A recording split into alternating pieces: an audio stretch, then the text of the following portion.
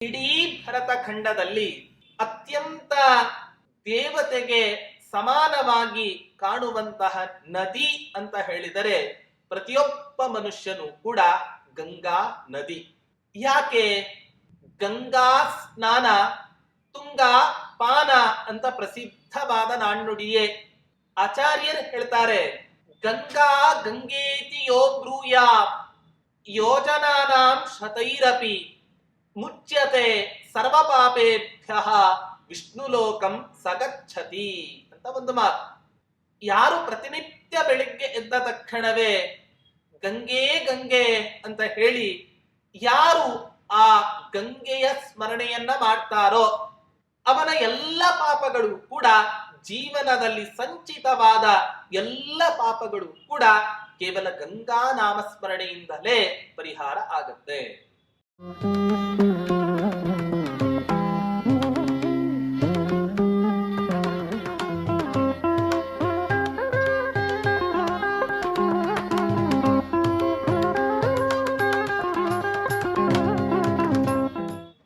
ಪೂಜ್ಯಾಯ ರಾಘವೇಂದ್ರಾಯ ಸತ್ಯಧರ್ಮರತಾಯ ಚ ಭಜತಾಂ ಕಲ್ಪವೃಕ್ಷಾಯ ನಮತಾಂ ಕಾಮಧೇನವೇ ದುರ್ವಾದಿಧ್ವಾಂತರವಯೇ ವೈಷ್ಣವೇಂದೀವರೇಂದವೇ ಶ್ರೀ ರಾಘವೇಂದ್ರ ಗುರವೇ ನಮೋ ಅತ್ಯಂತ ದಯಾಲವೇ. ಶ್ರೀ ಗುರುಭ್ಯೋ ನಮಃ. ಹರಿ ಓಂ. ವೆಂಕಟನಾಥರ ದೇಹದ ಸಿರಿಯನ್ನ ವರ್ಣನೆ ಮಾಡ್ತಾ ನಾರಾಯಣಾಚಾರ್ಯರು ಆ ವೆಂಕಟನಾಥರ ವಕ್ಷಸ್ಥಲವನ್ನ ವರ್ಣನೆ ಮಾಡ್ತಾ ಇದ್ದಾರೆ.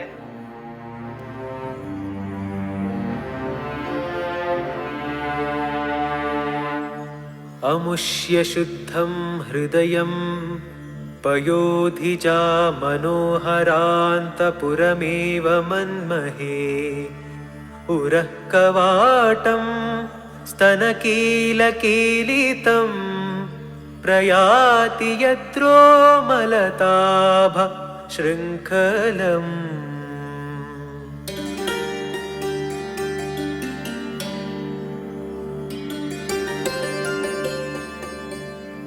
ಈ ಶ್ಲೋಕದಲ್ಲಿ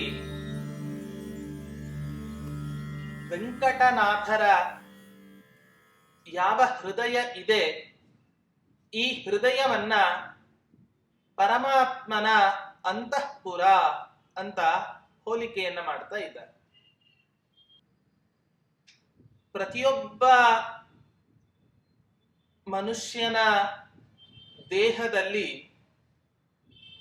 ಅತ್ಯಂತ ಪ್ರಧಾನವಾದ ಭಾಗಗಳಲ್ಲಿ ಒಂದು ಈ ಹೃದಯ.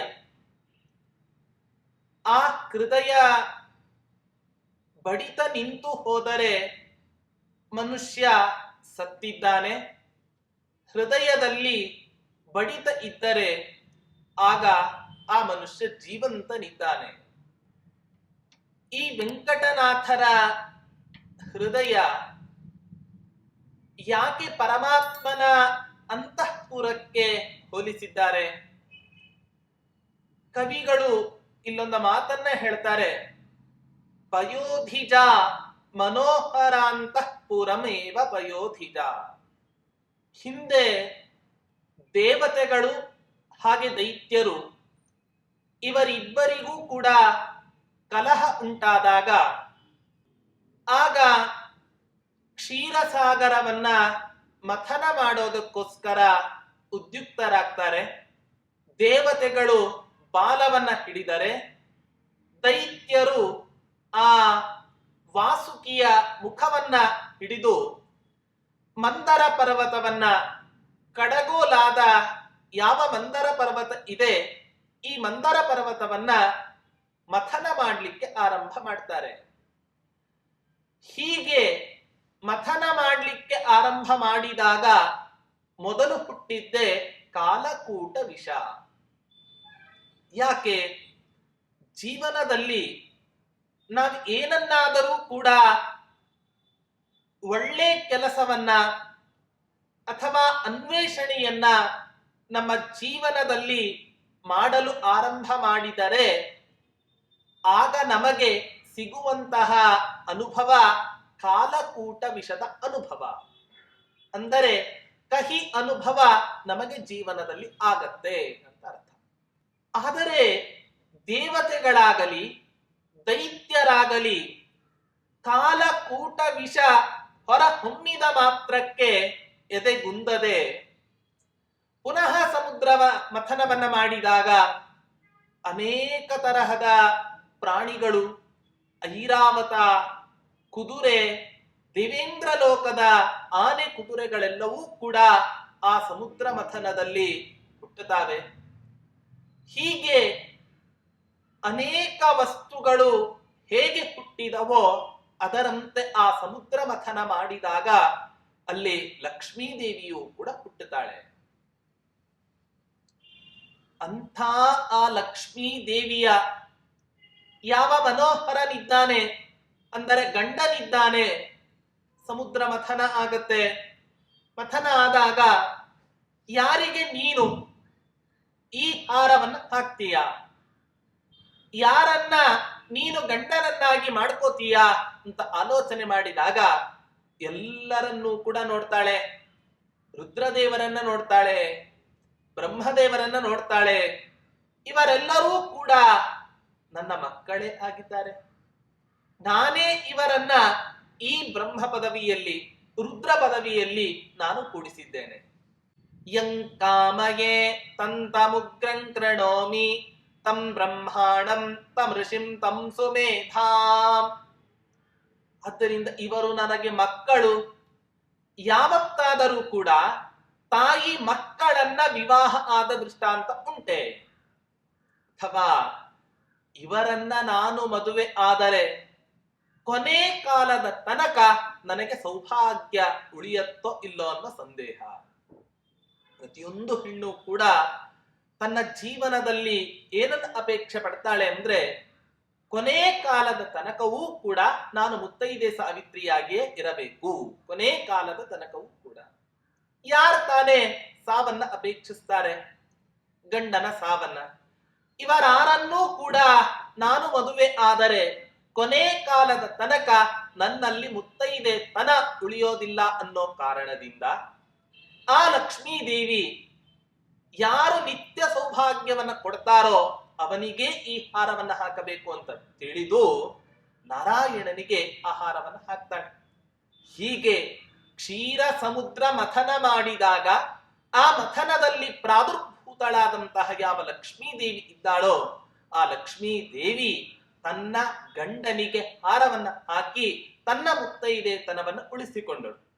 ಅಂಥ ಲಕ್ಷ್ಮೀ ದೇವಿಯ ಮನೋಹರನಾದ ಯಾವ ಶ್ರೀಮನ್ನಾರಾಯಣನಿದ್ದಾನೆ ಆ ನಾರಾಯಣನ ಹೃದಯದಂತೆ, ಅಂತಃಪುರದಂತೆ ಈ ವೆಂಕಟನಾಥರ ಹೃದಯವೂ ಕೂಡ ಇದೆ ಅಂತ ವರ್ಣನೆ. ಹಾಗಾದ್ರೆ ಯಾಕೆ ಇಂಥ ಅಂತಃಪುರಕ್ಕೆ ಹೋಲಿಕೆಯನ್ನ ಮಾಡಿದ್ರು ಕವಿಗಳು? ಅಂತಃಪುರಕ್ಕೆ ಬಲವಾದ ಬಾಗಿಲು ಇರುತ್ತೆ, ಹೊರಗಡೆ ದೊಡ್ಡ ದೊಡ್ಡ ಸರಪಳಿಗಳು ಇರುತ್ತೆ.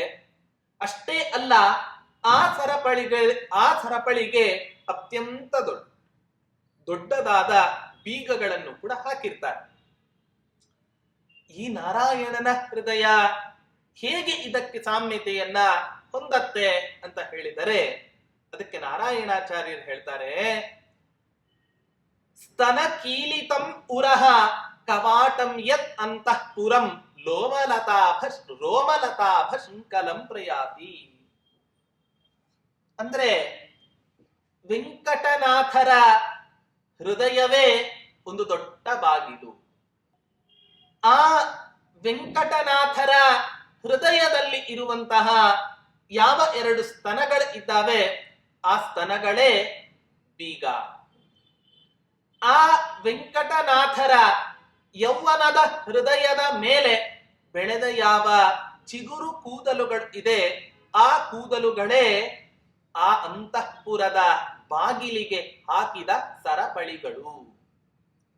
ಹೀಗೆ ಇಂಥ ಆ ವೆಂಕಟನಾಥರ ಹೃದಯ ಭಗವಂತನ ಅಂತಃಪುರ ಯಾಕೆ ಆಗಿದೆ ಅಂದರೆ ಅವನ ಅಂತಃಪುರಕ್ಕೂ ಅವನ ಹೃದಯ ಕಮಲಕ್ಕೂ ಈ ವೆಂಕಟನಾಥರ ಹೃದಯಕ್ಕೂ ಈ ರೀತಿಯಾದಂತಹ ಒಂದು ಸಾಮ್ಯತೆಯನ್ನ ತೋರಿಸಿ, ದೃಷ್ಟಾಂತದಲ್ಲಿ ಸಾಮ್ಯತೆ ಇರೋದ್ರಿಂದ ಕವಿಗಳು ಇಲ್ಲಿ ಈ ವೆಂಕಟನಾಥರ ಹೃದಯವನ್ನ ಆ ಭಗವಂತನ ಹೃದಯ ಮಂದಿರವೆಂಬ ಅಂತಃಪುರಕ್ಕೆ ಹೋಲಿಸ್ತಾ ಇದ್ದಾರೆ ಅನ್ನೋದನ್ನ ವರ್ಣನೆ ಮಾಡ್ತಾ ಇದ್ದಾರೆ. ಹೀಗೆ ನಿರೂಪಣೆಯನ್ನ ಮಾಡ್ತಾ ಮುಂದಿನ ಶ್ಲೋಕದಲ್ಲಿ ಆ ವೆಂಕಟನಾಥರ 2 ಹುಬ್ಬುಗಳನ್ನ ವರ್ಣನೆ ಮಾಡ್ತಾ ಇದ್ದಾರೆ. ಹೇಗಿದೆ ಅವರ ಹುಬ್ಬು? ಅವರ ಹುಬ್ಬುಗಳನ್ನ ಅನೇಕ ಶ್ಲೋಕಗಳಿಂದ ವರ್ಣನೆಯನ್ನ ಮಾಡಿದ್ದಾರೆ. ಅಷ್ಟೇ ಅಲ್ಲ, ಇನ್ನೂ ಅನೇಕ ವಿಧವಾಗಿ ದೃಷ್ಟಾಂತವನ್ನ ಕೊಟ್ಟು ಅವರ ಹುಬ್ಬುಗಳನ್ನ ವರ್ಣನೆ ಮಾಡಬಹುದು ಅನ್ನೋ ಅಭಿಪ್ರಾಯದಿಂದ ಕವಿಗಳು ಇಲ್ಲಿ ವರ್ಣನೆ ಮಾಡ್ತಾ ಇದ್ದಾರೆ.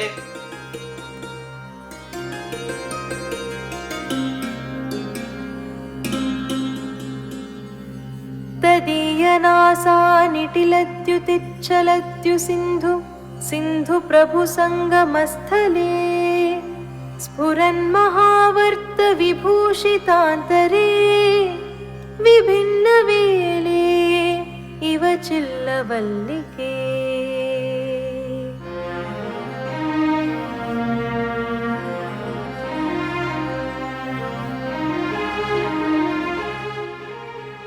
ನೋಡಿ, ಇಡೀ ಭರತಖಂಡದಲ್ಲಿ ಅತ್ಯಂತ ದೇವತೆಗೆ ಸಮಾನವಾಗಿ ಕಾಣುವಂತಹ ನದಿ ಅಂತ ಹೇಳಿದರೆ ಪ್ರತಿಯೊಬ್ಬ ಮನುಷ್ಯನು ಕೂಡ ಗಂಗಾ ನದಿ.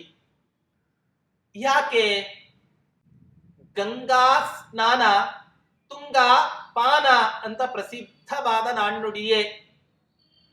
ಆಚಾರ್ಯರು ಹೇಳ್ತಾರೆ, ಗಂಗಾ ಗಂಗೇತಿ ಯೋ ಬ್ರೂಯಾತ್ ಯೋಜನಾನಾಂ ಶತೈರಪಿ ಮುಚ್ಯತೆ ಸರ್ವಪಾಪೇಭ್ಯಃ ವಿಷ್ಣುಲೋಕಂ ಸಗಚ್ಚತಿ ಅಂತ ಒಂದು ಮಾತು.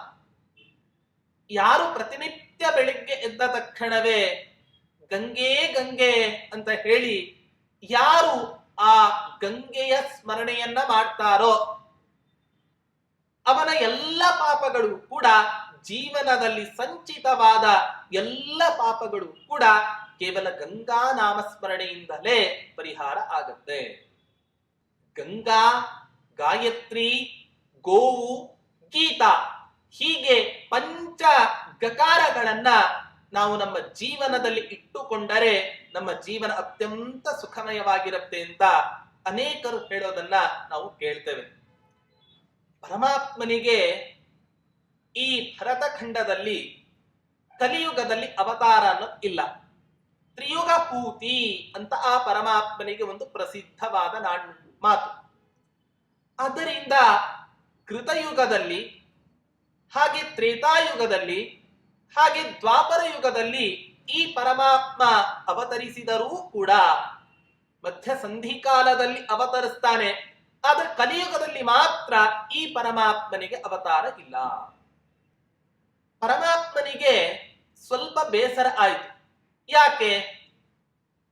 ಕಲಿಯುಗದಲ್ಲಿ ಇರುವ ಈ ಭಕ್ತರ ಉದ್ಧಾರ ಹೇಗ್ ಮಾಡೋದು?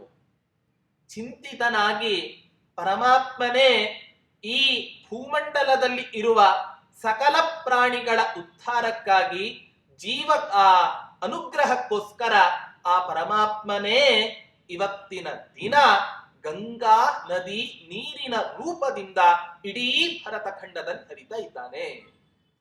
ಅದನ್ನೇ ಆಚಾರ್ಯರು ಹೇಳ್ತಾರೆ, ಯೋಸೌ ಸರ್ವಗತೋ ವಿಷ್ಣು ಚಿತ್ಸ್ವರೂಪೋ ನಿರಂಜನಃ ಸಯೇವ ದ್ರವರೂಪೇಣ ಗಂಗಾಂಧೋ ನಾತ್ರ ಸಂಶಯ. ಆ ಪರಮಾತ್ಮನೇ ಇವತ್ತಿನ ದಿನ ಗಂಗಾ ನದಿ ರೂಪದಲ್ಲಿ ದರ್ಶನವನ್ನು ನಮಗೆ ಕೊಡ್ತಾ ಇದ್ದಾನೆ. ಆದ್ದರಿಂದ ಗಂಗಾ ನದಿಯಂಥ ಪವಿತ್ರ ಕ್ಷೇತ್ರಕ್ಕೆ ಹೋದಾಗ ಯಾವ ಅಪಚಾರವನ್ನು ಕೂಡ ಮಾಡದೆ ಪರಮಾತ್ಮನ ಇನ್ನೊಂದು ಮೂರ್ತಿಮತ್ತಾದ ರೂಪ ಅಂತ ತಿಳಿದು ಪ್ರತಿಯೊಬ್ಬ ಮನುಷ್ಯನು ಕೂಡ ಆ ಗಂಗಾ ನದಿಯಲ್ಲಿ ಮಿಂದು ತನ್ನ ದೇಹವನ್ನ ಪಾವನವನ್ನಾಗಿ ಮಾಡ್ಕೋಬೇಕು ಅಂತ ಶಾಸ್ತ್ರಗಳು ಹೇಳ್ತಾವೆ. ಇಂಥ ಆ ಗಂಗೆ ಹರಿತಾ ಹರಿತಾ ಈ ಭರತಖಂಡದಲ್ಲಿ ಹರಿತಾ ಹರಿತಾ ಕೊನೆಗೆ ಗಂಗಾಸಾಗರ ಸಾಗರಕ್ಕೆ ಹೋಗಿ ಸೇರ್ತಾಳೆ, ಸಮುದ್ರಕ್ಕೆ ಹೋಗಿ ಸೇರ್ತಾಳೆ. ಸಮುದ್ರಕ್ಕೆ ಈ ಗಂಗಾ ನದಿ ಹೋಗಿ ಸೇರಬೇಕಾದರೆ ಮಧ್ಯದಲ್ಲಿ ಅನೇಕ ತರಹದ ದೊಡ್ಡ ದೊಡ್ಡ ಸುಳಿಗಳೆಲ್ಲವೂ ಕೂಡ ಆ ಸಂಗಮ ಸ್ಥಳದಲ್ಲಿ ಇರುತ್ತೆ. ಹಾಗಾದ್ರೆ ಗಂಗಾ ನದಿ ಈ ಸಮುದ್ರಕ್ಕೆ ಸೇರುವಾಗ ಇದು ಗಂಗೆ, ಇದು ಸಮುದ್ರ ಅಂತ ಹೇಗ್ ತಾನೇ ಮನುಷ್ಯನಿಗೆ ಗೊತ್ತಾಗತ್ತೆ? ಅದರಲ್ಲಂತೂ ಇಂಥ ಗಂಗಾ ನದಿ ಸಾಗರ ಸಂಗಮದಲ್ಲಿ ಸ್ನಾನ ಮಾಡಿದ್ರೆ ಅತ್ಯಂತ ಪುಣ್ಯ ಅಂತ ಹೇಳ್ತಾರೆ ಆಚಾರ್ಯರು. ಹೇಳ್ತಾರೆ ಕೃಷ್ಣಾಮೃತ ಮಹಾರಣವದಲ್ಲಿ, ಷಣ್ಮಾಸ ಫಲದ ಗೋದಾ ವತ್ಸರಸ್ಯತು ಜಾಹ್ನವಿ. ಒಂದು ವರ್ಷ ಸ್ನಾನ ಮಾಡಿದರೆ ಯಾವ ಪುಣ್ಯ ನಮಗೆ ದಕ್ಕಬೇಕೋ ಅಷ್ಟು ಪುಣ್ಯ ಕೇವಲ ಗಂಗಾ ನದಿಯಲ್ಲಿ ಒಂದು ದಿನ ನಾವು ಸ್ನಾನವನ್ನ ಮಾಡಿದರೆ ನಮಗೆ ಸಿಗತ್ತೆ. ಷಣ್ಮಾಸ ಫಲದ ಗೋದಾ, 6 ತಿಂಗಳ ಫಲವನ್ನ ಗೋದಾವರಿ ನದಿ, ಗಂಗೆಯ ಸಹೋದರಿಯಾದ ಗೋದಾವರಿ ನದಿಯಲ್ಲಿ ಸ್ನಾನವನ್ನ ಮಾಡಿದರೆ ನಮಗೆ ಸಿಗತ್ತೆ. ಕೇವಲ ಗಂಗೆ, ಕೇವಲ ಗೋದಾವರಿ ನದಿಯಲ್ಲಿಯೇ ಇಷ್ಟು ಸ್ನಾನವನ್ನ ಮಾಡಿದ್ರೆ ನಮಗಿಷ್ಟು ಫಲ ದೊರಕಬೇಕಾದರೆ ಗಂಗಾ ಸಾಗರ ಸಂಗಮದಲ್ಲಿ ಸ್ನಾನವನ್ನ ಮಾಡಿದರೆ ಇನ್ನೆಷ್ಟು ಫಲ ದೊರಕಲಿಕ್ಕೆ ನಮಗೆ ಸಾಧ್ಯ ಇಲ್ಲ. ಇಂಥ ಗಂಗಾ ನದಿ ಸಾಗರಕ್ಕೆ ಸೇರಬೇಕಾದ ಸಂದರ್ಭದಲ್ಲಿ ಇದು ಗಂಗೆ, ಇದು ಸಮುದ್ರ ಅಂತ ಹೇಗ್ ಗೊತ್ತಾಗತ್ತೆ? 2 ದಡಗಳೇ, ಇದು ಗಂಗಾ, ಇದು ಸಮುದ್ರ, ಇದು ಸಾಗರ ಅಂತ ನಮಗೆ ತಿಳಿಸಿಕೊಡತ್ತೆ ಭೇದವನ್ನು. ಹಾಗೆ ಈ ವೆಂಕಟನಾಥರ 2 ಹುಬ್ಬುಗಳು ಹೇಗಿದೆ ಅಂತ ಹೇಳಿದರೆ ಭೇದವನ್ನ ನಮಗೆ ತಿಳಿಸಿಕೊಡತ್ತೆ ಈ ವೆಂಕಟನಾಥರ ಹುಬ್ಬುಗಳು. ಹೇಗೆ? ಈ ವೆಂಕಟನಾಥರ ಮೂಗಿನ ಕಾಂತಿಯೇ ಗಂಗಾ ನದಿಗೆ ಸಮಾನ, ಹಣೆಯ ಕಾಂತಿಯೇ ಸಮುದ್ರ. ಹಾಗಾದ್ರೆ ಇದು ಗಂಗೆ, ಇದು ಭಾಗೀರಥಿ ಅಂತ ತಿಳಿಸಿಕೊಡಬೇಕಾದರೆ ಯಾವ ರೀತಿ 2 ದಡಗಳು ಅಲ್ಲಿ ಜ್ಞಾಪಕವೋ ಮಾಪಕವೋ ಅದೇ ರೀತಿಯಾಗಿ ಇಲ್ಲಿಯೂ ಕೂಡ 2 ಹುಬ್ಬುಗಳ ಮಧ್ಯ ಪ್ರದೇಶವೇ ಆ ಗಂಗಾ ಸಮುದ್ರಗಳ ಸಂಗಮ ಪ್ರದೇಶ. ಹೀಗೆ ಆ 2 ಹುಬ್ಬುಗಳು ಏನಿದೆ, ಆ ಹುಬ್ಬುಗಳು ಇವತ್ತಿನ ದಿನ ಹಣೆ ಮತ್ತೆ ಮೂಗು ಅಂದ್ರೆ ಸಮುದ್ರ ಮತ್ತೆ ಭಾಗೀರಥಿ ನದಿ ಗಂಗಾ ನದಿಗೆ ಇರತಕ್ಕಂತ ಮಧ್ಯದಲ್ಲಿ ಇರತಕ್ಕಂತ ಭೇದವನ್ನ ಆ ಹುಬ್ಬುಗಳು ತಿಳಿಸಿಕೊಡ್ತಾ ಇದೆ. ಸ್ಫುರನ್ ಮಹಾವರ್ತ ವಿಭೂಷಿತಾಂತರೆ ವಿಭಿನ್ನ ಏವೆ ವಿಭಿನ್ನ ವೇಳೆ ಇವ ಚಿಲ್ಲವಲ್ಲಿಕೆ ಅಂತ ಹೇಳಿ ಈ ರೀತಿಯಾಗಿ ವರ್ಣನೆಯನ್ನ ಮಾಡ್ತಾ ಇದ್ದಾರೆ. ಹೀಗೆ ಅವರ 2 ಹುಬ್ಬುಗಳನ್ನ ವರ್ಣನೆ ಮಾಡೋದರ ಮೂಲಕ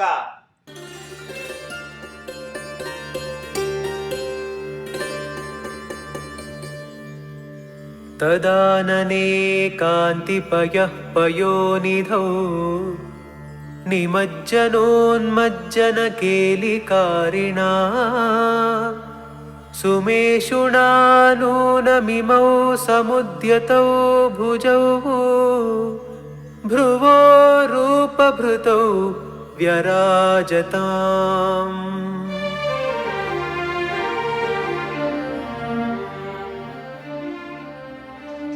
ಈ ವೆಂಕಟನಾಥರ ಮುಖದ ಕಾಂತಿ ಎಷ್ಟಿದೆ ಅಂತ ನಾವು ಊಹೆ ಮಾಡ್ಲಿಕ್ಕೆ ಹೊರಟರೆ ಗ್ರಂಥಕಾರರು ಹೇಳ್ತಾ ಇದ್ದಾರೆ, ಈ ವೆಂಕಟನಾಥರ ಮುಖದಲ್ಲಿ ಇರ್ತಕ್ಕಂಥ ಕಾಂತಿ ಅಪರಿಮಿತವಾದುದು.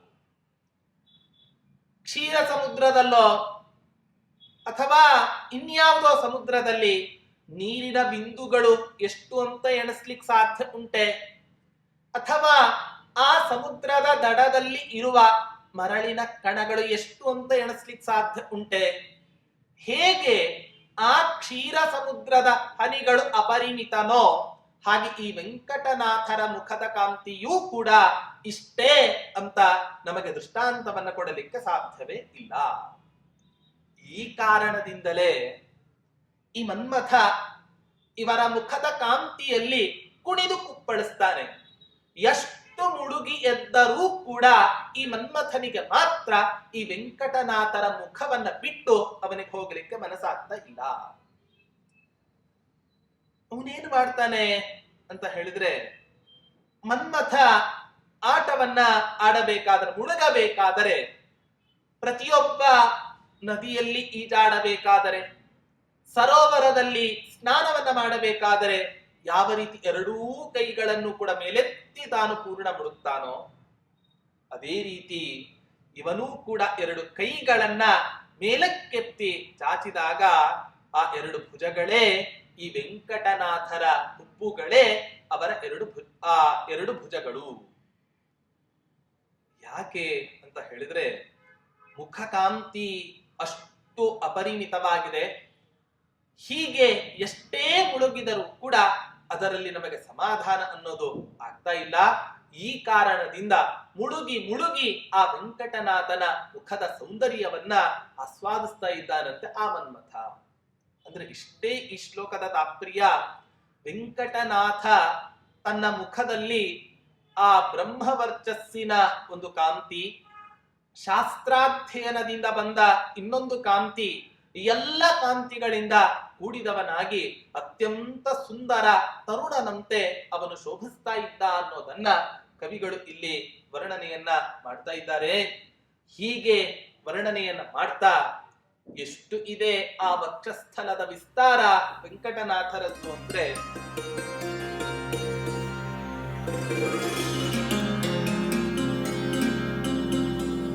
ಅನಂತ ಕಲ್ಯಾಣ ಗುಣೈಕ ಮಂದಿರಂ ಹರಿಂ ಜಗದ್ವ್ಯಾಪ್ತತನುಂ ಹೃದಂತರೇ ನಿಧಾತು ಕಾಮಸ್ಯ ಭುಜಾಂತರಂ ಕ್ರಮಾದಮುಷ್ಯ ವಿಸ್ತಾರಮಪಾರಮಭ್ಯಗಾತ್.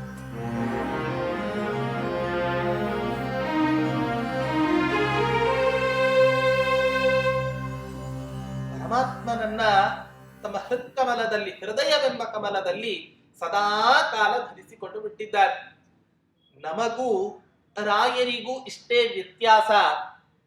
ನಾವು ಪರಮಾತ್ಮನನ್ನ ಯಾವಾಗೋ ನಮ್ಮ ಮನಸ್ಸಿಗೆ ಬಂದಾಗ ನಾವು ಪರಮಾತ್ಮನನ್ನ ನಮ್ಮ ಹೃತ್ಕಮಲದೊಳಗೆ ಸೇರಿಸ್ಲಿಕ್ಕೆ ಪ್ರಯತ್ನ ಪಟ್ಟರೆ, ರಾಯರು ಮಾತ್ರ ಯಾವ ಪರಮಾತ್ಮ ಹೃದಯ ಮಂದಿರದಲ್ಲಿ ಕುಳಿತುಕೊಂಡಿದ್ದಾನೋ ಆ ಪರಮಾತ್ಮ ನನ್ನ ಹೃತ್ಕಮಲವನ್ನ ಬಿಟ್ಟು ಹೊರಗೆ ಹೋಗಬಾರದು ಅಂತ ಹೇಳಿ ಅಷ್ಟು ಬಂಧಿಸಿ ಬಿಟ್ಟಿದ್ದಾರಂತೆ ಆ ಪರಮಾತ್ಮನನ್ನು. ಆ ಪರಮಾತ್ಮ ಹೇಗಿದ್ದಾನೆ? ಅನಂತ ಕಲ್ಯಾಣ ಗುಣೈಕ ಮಂದಿರಂ ಜಗದ್ವ್ಯಾಪ್ತತನುಂ ಹರಿಂ. ಆ ಪರಮಾತ್ಮ ಅನಂತವಾದ ಅಪರಿಮಿತವಾದ ಕಲ್ಯಾಣ ಗುಣಗಳಿಗೆ ಆಶ್ರಯನಾಗಿದ್ದಾನೆ. ಅಷ್ಟೇ ಅಲ್ಲ, ಅವನ ದೇಹ ಎಷ್ಟು ವ್ಯಾಪಿಸಿಕೊಂಡಿದೆ. ದೇಶತಃ, ಕಾಲತಃ, ವಸ್ತುತಃ. ಆಚಾರ್ಯರು ಟೀಕಾಕೃತ್ಪಾದರು ಹೇಳ್ತಾರೆ ನ್ಯಾಯಸುಧಾ ಗ್ರಂಥದಲ್ಲಿ, ದೇಶತಃ ಕಾಲತಶ್ಚೈವ ಗುಣತಶ್ಚ ತ್ರಿಧಾ ತತಿಃ ಸಾ ಸಮಸ್ತ ಹರೇ ರೇವ ನಹ್ಯನ್ನೇ ಪೂರ್ಣ ಸದ್ಗುಣಃ. ದೇಶತಃ ಆನಂತ್ಯ, ಕಾಲತಃ ಆನಂತ್ಯ, ವಸ್ತುತಃ ಅನಂತ್ಯ. ದೇಶತಃ ವ್ಯಾಪ್ತಿ, ಕಾಲತಃ ವ್ಯಾಪ್ತಿ, ವಸ್ತುತಃ ವ್ಯಾಪ್ತಿ. ಈ ಯಾವ ವಿಷಯದಲ್ಲಿಯೂ ಕೂಡ ಆ ಪರಮಾತ್ಮನನ್ನ ಮಾತ್ರ ಮೀರಿಸ್ಲಿಕ್ಕೆ ಸಾಧ್ಯ ಇಲ್ಲ. ಪರಮಾತ್ಮ ಯಾವ ಬಲಿಚಕ್ರವರ್ತಿ ಇಂದ್ರನ ಮೇಲೆ ಆಕ್ರಮಣವನ್ನ ಮಾಡಿ ಅವನ ಸಿಂಹಾಸನವನ್ನ ಕಸಿದುಕೊಂಡಿದ್ದನೋ ಅದಕ್ಕೋಸ್ಕರವೇ ಪರಮಾತ್ಮ ಅದಿತಿ ಕಶ್ಯಪರಲ್ಲಿ ವಾಮನನಾಗಿ ಅವತಾರವನ್ನ ತಾಳಿ ತ್ರಿವಿಕ್ರಮ ರೂಪವನ್ನ ಬೆಳೆದ. ಹೀಗೆ ಒಬ್ಬ ವಾಮನನಾಗಿ ವಟು ಆಗಿ ಹುಟ್ಟಿದ ಆ ಪರಮಾತ್ಮ ಇಡೀ ಜಗತ್ತೇ ವ್ಯಾಪಿಸಿಕೊಳ್ಳುವಂತೆ ತನ್ನ ದೇಹದ ವ್ಯಾಪ್ತಿಯನ್ನು ಹೆಚ್ಚಿಸಿಕೊಂಡು ಬಿಟ್ಟ ಪರಮಾತ್ಮ. ಇದರಿಂದ ಗೊತ್ತಾಗುತ್ತೆ ಪರಮಾತ್ಮನ ದೇಹ ಜಗದ್ವ್ಯಾಪ್ತ ತನುಂ, ಇಡೀ ಪ್ರಪಂಚದಲ್ಲಿ ವ್ಯಾಪಿಸಿಕೊಂಡಂತ ದೇಹ ಆ ಪರಮಾತ್ಮನದ್ದು. ಹೀಗೆ ಇಂಥ ಪರಮಾತ್ಮನನ್ನ ಇಡೀ ಪ್ರಪಂಚವನ್ನೇ ಪ್ರಪಂಚ ಪೂರ್ತಿ ವ್ಯಾಪಿಸಿಕೊಂಡಂಥ ಪರಮಾತ್ಮನನ್ನ ಆ ವೆಂಕಟನಾಥರು ತಮ್ಮ ಹೃದಯ ಮಂದಿರದಲ್ಲಿ ಧರಿಸಿಕೊಂಡಿರೋ ಕಾರಣದಿಂದ ಅಮುಷ್ಯ ಭುಜಾಂತರಂ ಕ್ರಮಾತ್ ಅಪಾರಂ ವಿಸ್ತಾರಂ ಅಭ್ಯಗ.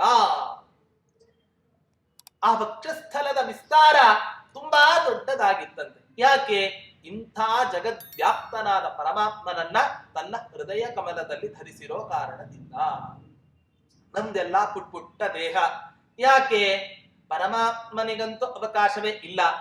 ಬೇಡವಾದ ಸಕಲ ವಿಷಯಗಳನ್ನೂ ಕೂಡ ನಮ್ಮ ಈ ಹೃದಯ ಮಂದಿರದಲ್ಲಿ ಡಂಪ್ ಮಾಡಿರೋ ಕಾರಣದಿಂದ, ಇಟ್ಟುಕೊಂಡಿರೋ ಕಾರಣದಿಂದ ಪರಮಾತ್ಮನಿಗೆ ಬರ್ಲಿಕ್ಕೆ ಅವಕಾಶವೇ ಇಲ್ಲ.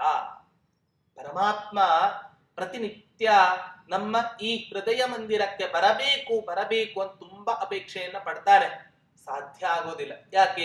ಇತರ ವಿಷಯಗಳು ನಮ್ಮ ಈ ಹೃದಯ ಮಂದಿರದಲ್ಲಿ ಇರುವ ಕಾರಣದಿಂದ ಆ ಪರಮಾತ್ಮನಿಗೆ ಬರ್ಲಿಕ್ಕೆ ಅವಕಾಶ ಆಗ್ತಾ ಇಲ್ಲ.